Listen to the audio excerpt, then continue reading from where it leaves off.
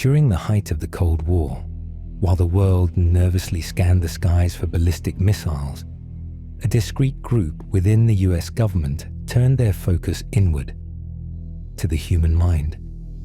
The Soviets had begun training what they called psychic spies, individuals said to be able to see, in vivid detail, enemy military installations without leaving a room. What had once sounded like science fiction soon triggered real alarm within American intelligence. In 1978, the CIA launched a project so secret and bold that it may yet read like fiction. Project Stargate. Housed within the Stanford Research Institute, its aim was visionary. They recruited individuals who claimed they could perform remote viewing, a technique of observing distant places using only the power of consciousness.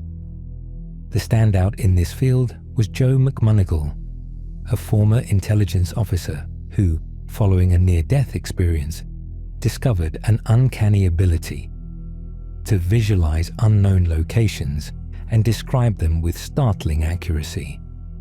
During one mission, he sketched what he described as a colossal submarine, two massive hulls inside a single outer shell, a vessel whose design did not yet exist. 6 months later, satellite imagery confirmed the Typhoon-class submarine, the largest ever constructed, matched his drawing down to the smallest detail. Yet Stargate was only the beginning. The CIA did not merely wish to observe reality. They aimed to change it. Enter the Gateway process, developed by Robert Monroe, a pioneer in consciousness research. Monroe introduced hemisync, a method using binaural auditory frequencies to synchronize the brain's hemispheres and induce altered perceptual states. Participants reported accounts of out-of-body experiences, journeys into other dimensions, and perceiving time as a single unified continuum. Past, present, and future converged into one moment. Official documentation refers to this precipice of perception as Focus 15, a mental state wherein, according to declassified reports, some people claimed the ability to anticipate events before they occurred. This was not simply speculation. It was backed by real-world application. Military personnel, intelligence officers, and selected civilians underwent intensive gateway training. Some reported transformations in perception that redefined how they understood reality. Others claimed increased intuition, mental clarity, or even spontaneous healing. These testimonies, once dismissed, began to accumulate. And it wasn't just about altered states. Monroe's work influenced major developments in neuroscience and even inspired therapeutic techniques used in PTSD recovery. The intersection of sound, brainwave modulation, and consciousness began to attract serious academic attention. For some, this was evidence of untapped human potential. For others, it was the start of a new scientific frontier where consciousness itself might be measurable, influenceable, and possibly the source of all physical reality. Thus emerged a revolutionary implication. Human consciousness could interact with the very fabric of reality. Meanwhile, at Princeton University, the PEAR lab conducted rigorous experiments for nearly 30 years. Their goal, to ascertain whether the human mind could influence machines designed to produce random outputs. Time and again, their findings were consistent. Human intentions subtly altered the behavior of random number generators. The deviations were small, but statistically significant. The definitive moment arrived on the 11th of September 2001. At approximately 2 a.m., long before the first plane struck the World Trade Center, the global network of RNGs linked to the Global Consciousness Project began exhibiting unexpected patterns of ordered output, as if global consciousness sensed catastrophe before it happened. The CIA invested millions to explore what ancient civilizations had recognized for millennia. The mind does not merely passively observe reality, it can transform it. Decades later, with documents now declassified and results replicated, even the hardest skeptics are forced to reconsider the seemingly impossible. What if consciousness is not merely a byproduct of biology, but an active force in the cosmos? These findings, however modest in magnitude, point toward a startling conclusion. Reality may be shaped by our attention, intention, and collective connection. This, then, is the frontier where science and consciousness meet.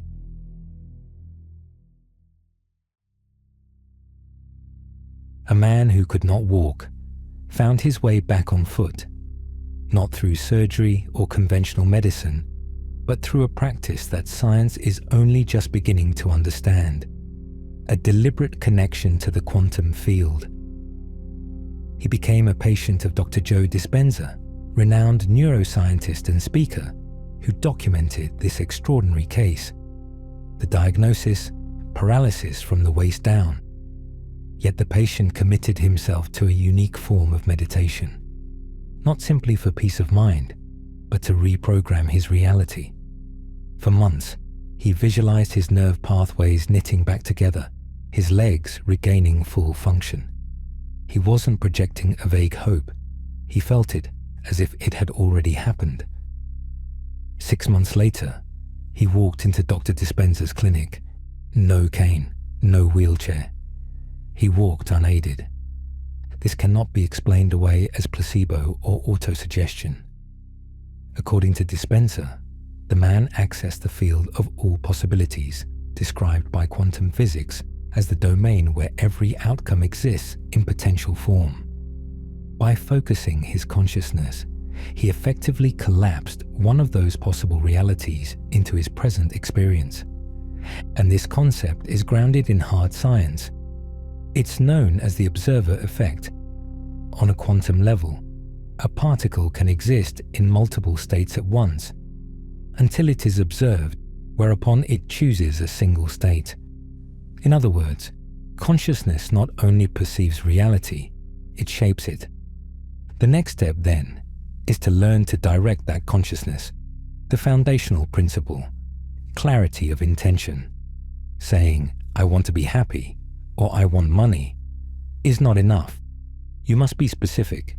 For example, "I receive a £10,000 bonus on the 1st of August. The mind craves precision. Even more crucial is emotion, especially gratitude. Feeling thankful as if your intention has already materialized causes your brain to register it as real. This is why elite athletes visualize impeccable performance before executing it. Their muscles respond as though they've already practiced. Renowned scientist Donald Hoffman offers another transformative perspective. His research suggests that what we call reality, the world we perceive, is nothing more than a user interface. Like icons on a computer screen, they simplify an underlying complexity. For Hoffman, consciousness is the only true reality. Space, time, and objects are symbolic representations. And if consciousness is the only true reality, then every thought you generate carries weight. Every mental image, every emotional reaction, these are not ephemeral. They are inputs in a responsive system. Some call it the universe, others call it the field. But across cultures and centuries, mystics, monks, and scientists have all pointed to this truth in different ways. Aboriginal shamans, Tibetan lamas, and quantum theorists alike propose that we are not passive observers. We are co-creators. The clearer your thoughts, the stronger your alignment with the outcomes you desire. In that clarity lies your power to bend reality. If this is true, we can, consciously or otherwise, hack this interface. In fact, many people already do, without recognizing it. You think of someone, and they ring. You need a parking space, and one becomes available. You fear bad news, and it arrives. Reality responds without judgment. Therefore, focusing on fear or doubt programs your environment accordingly. Signs such as repeatedly seeing 11:11 on the clock, noticing recurring number patterns, or recognizing meaningful lyrics in songs can be the universe communicating with you. Learning to interpret these signals is a skill that sharpens with practice. Do you want to master this ability? Begin with a vision board. Pin up images, affirmations, and precise goals where you can view them daily. Not because it's superstitious, but because it aligns your daily decisions with your mental blueprint. This is not magic. It is an ancient technology we are now rediscovering. A tool that belongs to you, because the consciousness that creates reality is your consciousness. After 50 years of research into the link between mind and matter, one of the boldest experiments in history emerged: the Global Consciousness Project.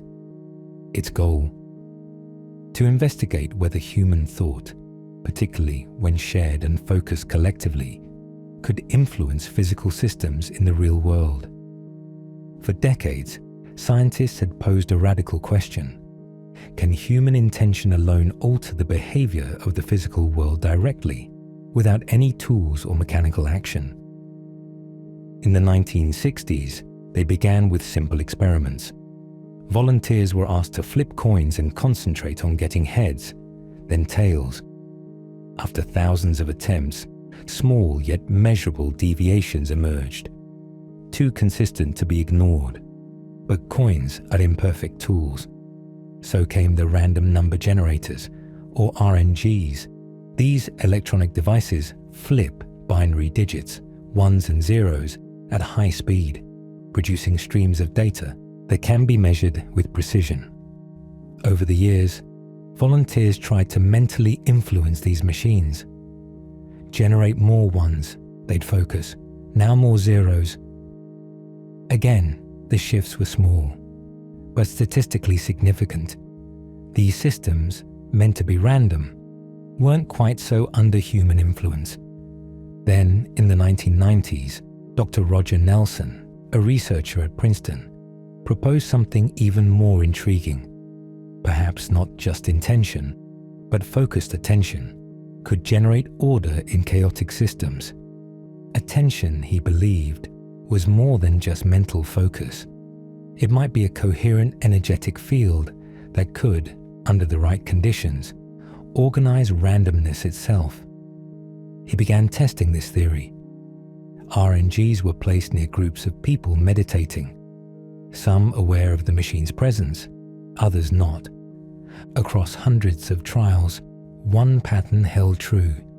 During moments of shared mental coherence, the RNGs became measurably less random, even when the participants had no idea their minds were being read by the system. These subtle shifts in the data were not just statistical quirks. They hinted at something deeper, a silent signal woven into the fabric of human awareness seemed to pulse through these moments. It was no longer just data, it was communication. Then came a real-world test. On 3 October 1995, millions of people around the globe tuned in live to watch the verdict in the O.J. Simpson murder trial. For a brief moment, the world was collectively focused. Nelson and his team had RNGs running in the United States and Europe. Right as the verdict was read, the machines registered a sudden spike in order, breaking from randomness. In 1997, the same happened again during the funeral of Princess Diana. But this time, the experiment was pre-planned. 12 RNGs around the world tracked the event live. Again, the data showed significant deviation, an emergence of order during a moment of global mourning. In response to these findings, Nelson and his colleagues established a permanent network of RNGs. Today, over 70 generators operate around the world, running continuously, measuring data 24 hours a day. Their purpose: to monitor collective emotional reactions to unexpected global events, natural disasters, political upheavals, mass celebrations. And then came 11 September 2001. At the time, 37 RNGs were operational. 2 hours before the first plane struck the World Trade Center, the system began to register increased coherence. As the attacks unfolded, the machine's data reflected even more pronounced order. It was as if the global mind somehow sensed what was coming. The results were published in the peer-reviewed journal Foundations of Physics Letters. And this was no isolated case. Over 200 global events have now been analyzed. Earthquakes, tsunamis, terrorist attacks, celebrity deaths, major elections. Each time, the system asked the same question: does global emotional focus create physical order in data streams designed to be purely random? The odds that these deviations occurred by chance are now less than 1 in a million. So what does this mean? Are individual minds somehow influencing machines? Or are we all participants in a larger field, a vast global consciousness that links thought, energy, and physical reality? Maybe there is no single cause. Maybe we're immersed in a living web of intelligence, subtle, elusive, and ever-present. A system so vast, the best we can do is learn to sense it and listen.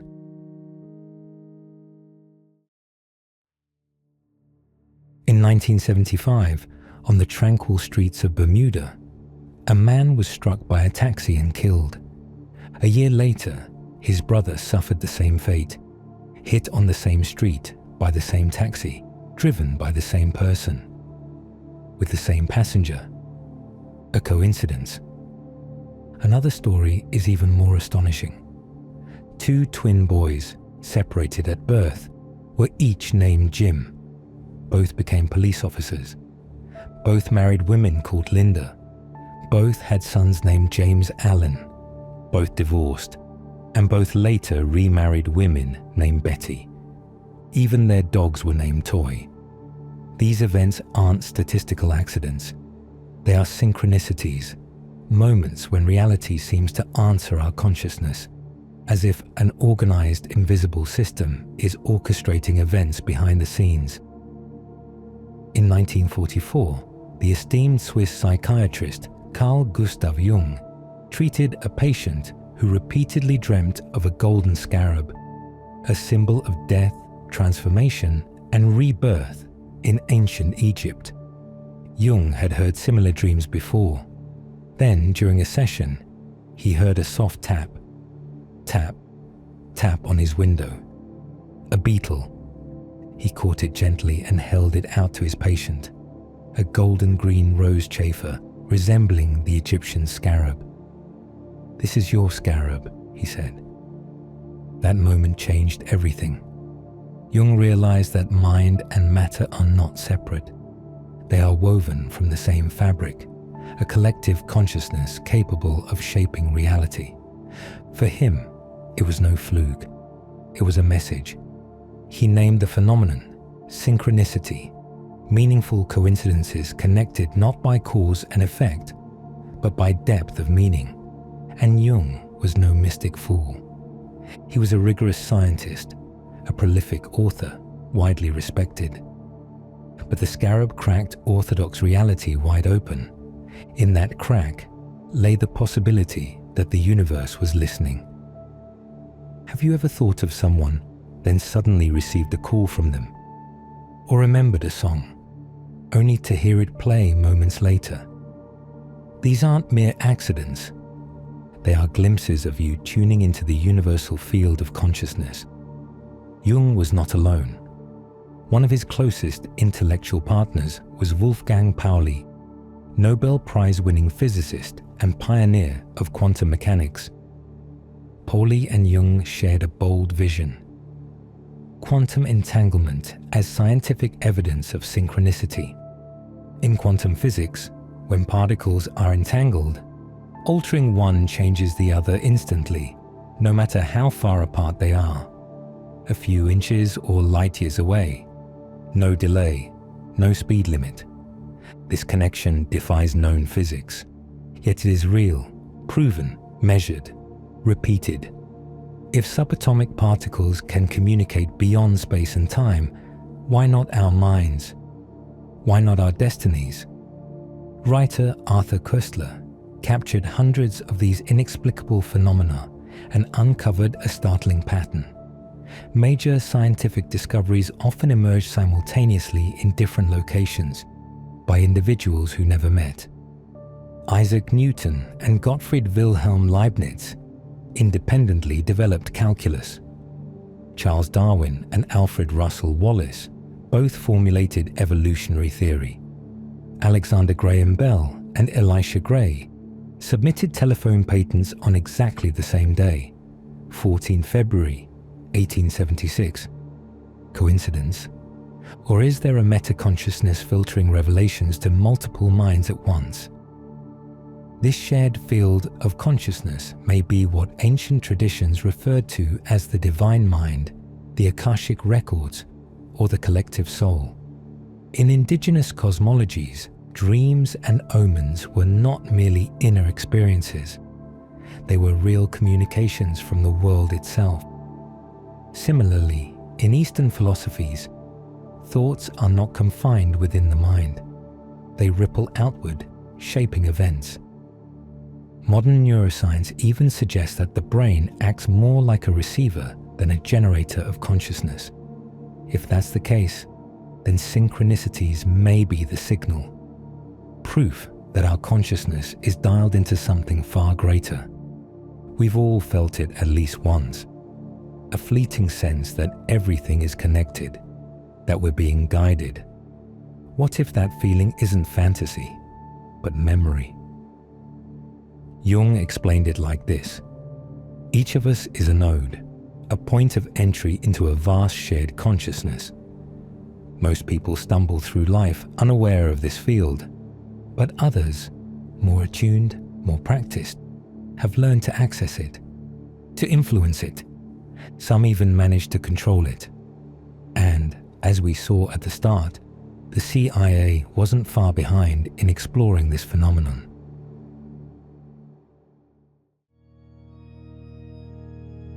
Since time immemorial, humans have sensed that reality can be shaped, not by science as we know it, but by deeply understood practices. Prayer, meditation, ritual. These were not mere spiritual ceremonies. They were technologies, tools developed by ancient cultures to access the universal field of consciousness, now being investigated with wonder by quantum physics and neuroscience. The Hermetic tradition of ancient Egypt captured this in a succinct formula. As above, so below, as within, so without. Its meaning was clear. Consciousness creates matter. Change your inner world, and your external world will follow. Buddhist monks have proven this through centuries. In scientific trials under extreme conditions, Tibetan practitioners raised their body temperature by up to 17 degrees Celsius using only meditation. They even dried wet sheets draped over themselves in freezing weather by sheer force of mind. The inventor Nikola Tesla shared the same insight. Before constructing his devices, he visualized them in perfect detail, mentally running them for weeks. When he eventually built them, they worked flawlessly on the first attempt. Not magic, but synchronicity. Mind aligned with energy. In the early 20th century, Napoleon Hill interviewed more than 500 extraordinarily successful individuals, including Andrew Carnegie, Henry Ford, and Thomas Edison. They shared a common practice. They clearly visualized what they wanted, felt the emotions as if it were already theirs, and then reality seemed to rearrange itself around them. Hill called this method "think and grow rich," but it extended well beyond financial wealth. It was conscious manifestation at its finest. This approach isn't confined to success stories or the spiritually inclined. Modern cognitive science recognizes that mental rehearsal activates the same neural pathways as real-life action. This means the brain begins to adapt even before physical steps are taken. By combining thought with consistent emotional alignment, individuals create conditions where external change becomes not just possible, but likely. Later, the New Thought movement spread across America. Authors like Neville Goddard maintained emphatically that imagination literally creates reality, not metaphorically, but in truth. Then in 2006, The Secret popularized the law of attraction. Critics dismissed it as magical thinking. Yet one fact endures. Across cultures and throughout history, this principle emerged independently again and again.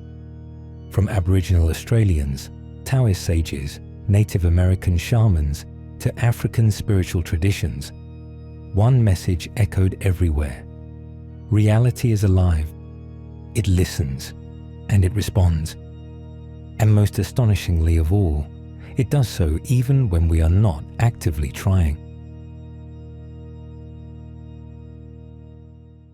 In June 2001, 10-year-old Laura Buxton attended her grandparents' anniversary celebration in Stafford, England. As part of the festivities, she released a balloon into the sky. On its string, she tied a label bearing her name and address and watched it float away. That balloon traveled 140 miles south, eventually landing in a hedge in Wiltshire. A local child, also aged 10, discovered it, and unbelievably, her name was also Laura Buxton. The two girls began to correspond and arrange to meet. When they finally came face to face, the similarities seemed as though plucked from fiction. They were both dressed in pink sweaters and jeans. Each had a guinea pig, orange and white, with the same name. Both shared identical hair and eye color, and were about the same height. Each family owned a 3-year-old black Labrador. They each had a grey rabbit at home, and in their school bags, they carried identical stuffed toys. The likelihood of all these coincidences occurring by chance is practically nil. Yet it happened. Evidence exists in the form of photographs, news reports, and video footage. This is not folklore or an urban legend. This is what Carl Jung defined as synchronicity. Coincidences so extraordinary, so meaning-laden, they can't be chalked up to mere randomness. Reality, it seems, is intelligently organized. Another astonishing tale involves actor Anthony Hopkins. During his preparation for The Girl from Petrovka, he urgently sought a copy of the novel in London. None were available. They were all out of print.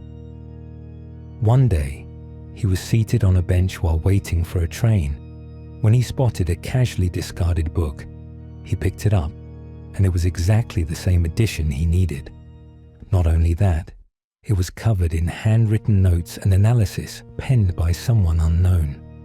Hopkins used this very copy to prepare for his role. 2 years later, he met the author, George Pfeiffer, who lamented his loss. His only annotated copy had vanished on the London Underground. Hopkins then showed Pfeiffer the exact same volume, with his authorial handwriting intact. Reality had once again acted as a messenger. Yet perhaps the most unnerving case is that of Robert Todd Lincoln, son of President Abraham Lincoln. He was present at 3 separate presidential assassinations. In 1865, his father was killed. In 1881, he witnessed the shooting of President James A. Garfield. In 1901, he stood near when President William McKinley was fatally shot. 3 presidents, 3 tragic deaths, 1 single witness. But there is more. Years before his father's assassination, Robert nearly died himself. While walking near railway tracks, he stumbled and nearly got hit by a train. A passerby, Edwin Booth, a celebrated actor and brother of John Wilkes Booth, Lincoln's assassin, pulled him to safety in a split second. One brother saved the president's son, the other murdered the president. These are not isolated flukes or charming coincidences. They reveal an underlying fabric of connection, one where intention, awareness, and meaning ripple across space, quietly shaping what we call reality, coincidence, destiny, or proof that reality is alive and aware. When such precise patterns emerge from the fabric of the improbable, science must ask new questions. What if the mind does more than observe? What if consciousness itself shapes events, orchestrated by a pattern we've barely begun to comprehend? For centuries, mystics, scientists, and seekers have pursued the belief that reality responds. It can be reformed by our emotion, intent, and clarity. And here lies the greatest revelation. This ability isn't reserved for a chosen few. It can be learned, it can be practiced, it can be used by anyone, even you.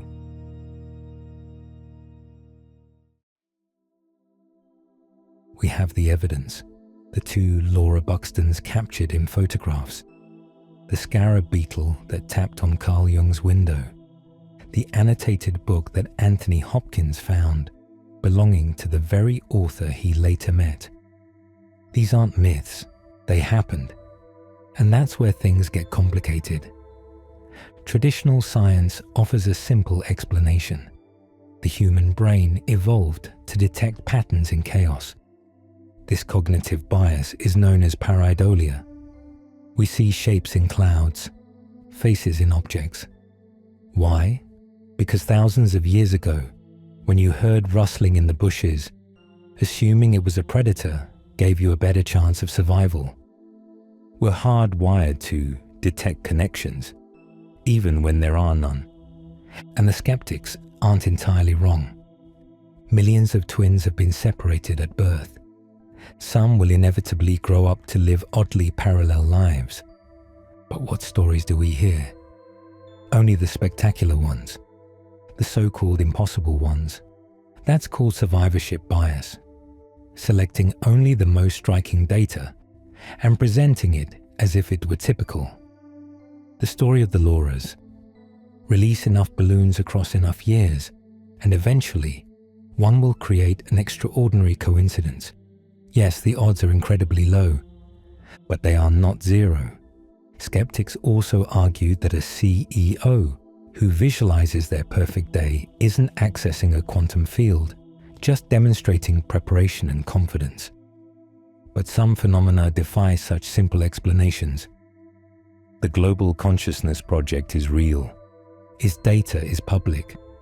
Random number generators, distributed across the globe, display anomalous patterns during major events.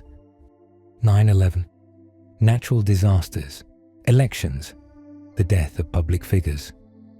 At Princeton's PEAR lab, after 28 years and millions of trials, the findings were consistent.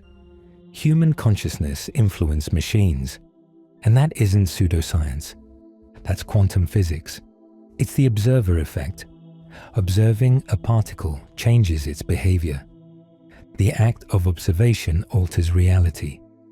Some physicists suggest that consciousness doesn't just influence reality, it may be reality. You're unlikely to manifest a yacht tomorrow, but you can set in motion a chain of decisions and connections that lead you to it. It all begins with a clear intention. Like Nikola Tesla, who visualized his inventions in full detail before building them. Or Friedrich Kekulé, who dreamed of a snake devouring its tail and thus uncovered benzene's ring structure. Or Dmitri Mendeleev, who saw the periodic table in a dream. These weren't miracles, nor mere chance. They were glimpses of consciousness accessing deeper layers of structure. Ancient cultures already knew this. Prayer, meditation, visualization, Different techniques, same goal, to connect with the source.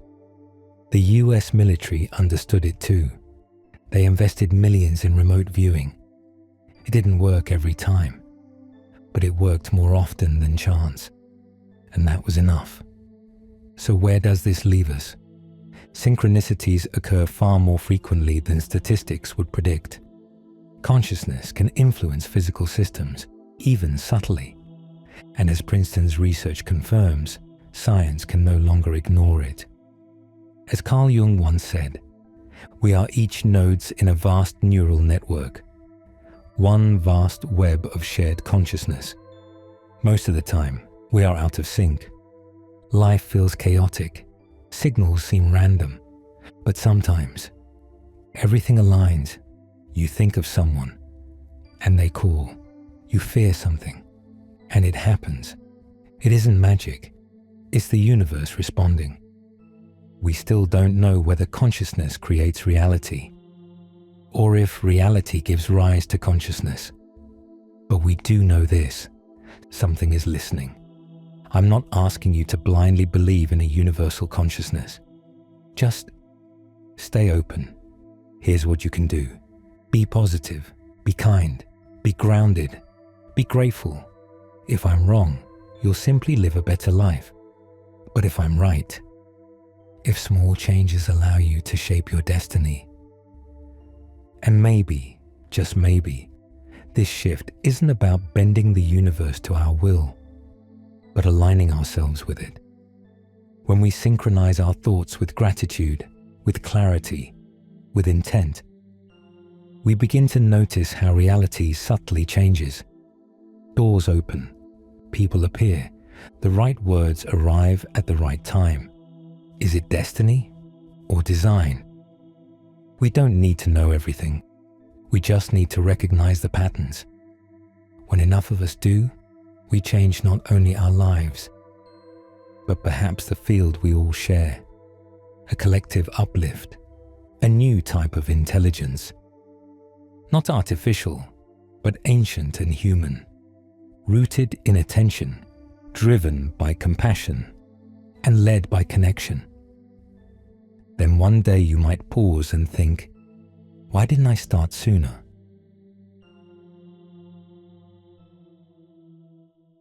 And that concludes our video. If you enjoyed the content as much as we did, don't forget to subscribe so you don't miss a single episode. Leave a comment below. We'd love to hear your feedback and suggestions for future videos. And don't forget to turn on notifications to stay up to date with all our updates. Thanks for being part of our community. See you in the next video.